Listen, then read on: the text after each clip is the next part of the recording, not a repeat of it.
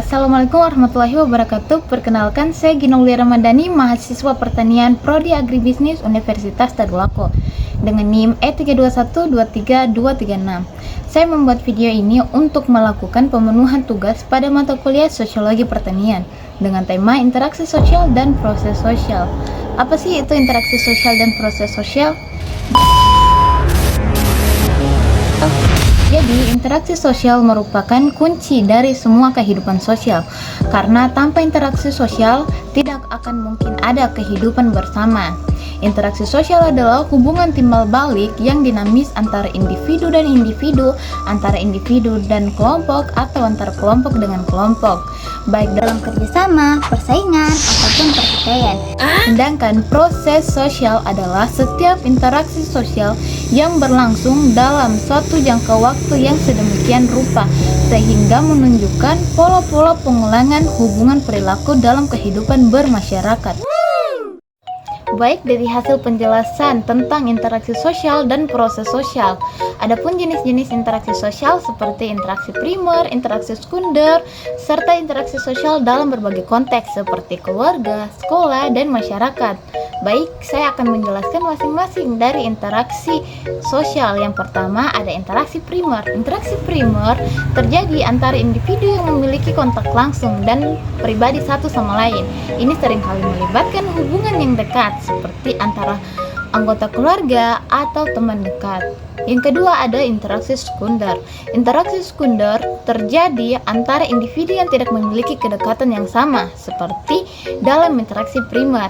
Ini mungkin terjadi dalam konteks yang lebih formal seperti kolega di tempat kerja atau anggota kelompok yang tidak terlalu akrab. Yang ketiga ada sosial dalam konteks keluarga. Interaksi ini dalam keluarga melibatkan anggota keluarga yang saling berinteraksi satu sama lain. Ini bisa termaksud komunikasi sehari-hari, kegiatan bersama, atau penyelesaian masalah dalam lingkungan keluarga. Yang keempat ada interaksi sosial dalam konteks sekolah. Interaksi sosial di sekolah terjadi antara siswa, guru, dan staf sekolah. Ini meliputi pembelajaran di kelas, kegiatan ekstrakurikuler, dan interaksi di luar jam pelajaran.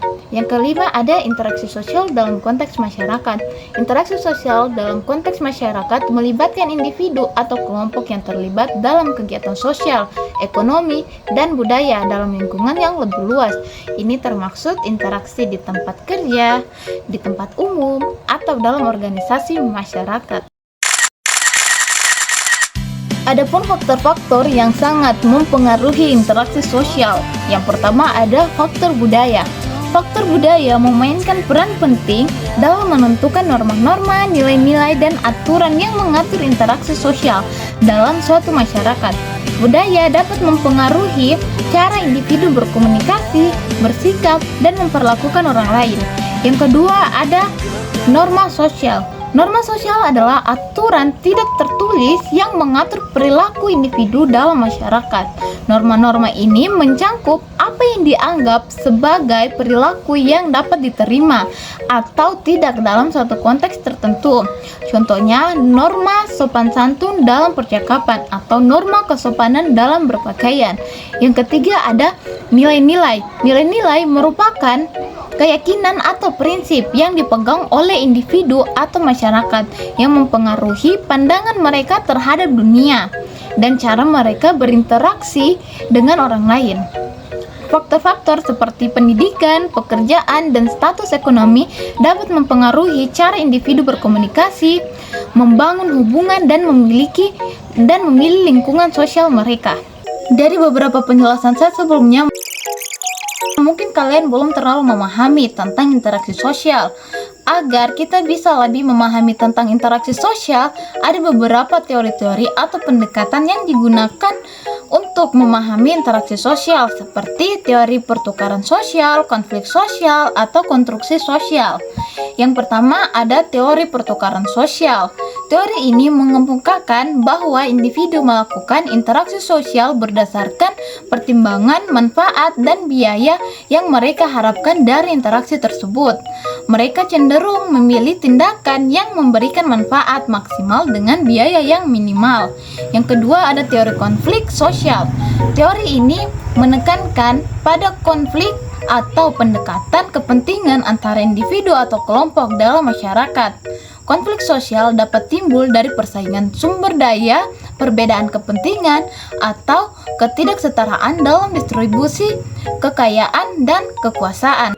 Yang ketiga ada konstruksi sosial. Pendekatan ini menyoroti bahwa realitas sosial dibangun melalui proses interpretasi dan pemahaman bersama antara individu dan masyarakat. Artinya, makna sosial tidaklah inherent tetapi dibentuk melalui interaksi sosial dan proses konstruksi makna.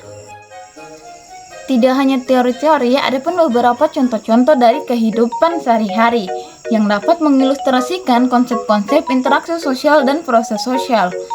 Yang pertama, ada interaksi primer dalam keluarga. Contoh, saat seorang anak bertukar cerita dengan orang tua tentang hari di sekolahnya. Ini merupakan contoh interaksi primer di dalam keluarga. Proses sosialnya melibatkan pengenalan di mana anak menyampaikan pengalaman harinya, penyesuaian di mana orang tua dapat merespon dengan empati atau nasihat, dengan pembentukan hubungan yang lebih kuat melalui komunikasi intim. Yang kedua, ada norma sosial dalam masyarakat. Contoh, saat berada di kereta atau bus umum, orang-orang mungkin memberikan tempat duduk kepada orang yang lanjut usia atau wanita hamil. Ini juga mencerminkan norma sosial tentang kesopanan dan perhatian terhadap orang lain dalam masyarakat. Yang terakhir, Konstruksi sosial dalam pembentukan identitas. Contoh, saat seorang remaja mengikuti tren, mode, atau gaya berbicara, tentu untuk mencocokkan dirinya dengan kelompok teman sebayanya. Ini mencerminkan konstruksi sosial dari identitas individu. Mereka membangun identitas mereka sendiri melalui proses interpretasi dan penyesuaian dengan norma-norma dan nilai-nilai kelompok sosial mereka. Jadi, setiap contoh ini mengilustrasikan bagaimana interaksi sosial dan proses sosial terjadi dalam berbagai konteks kehidupan sehari-hari.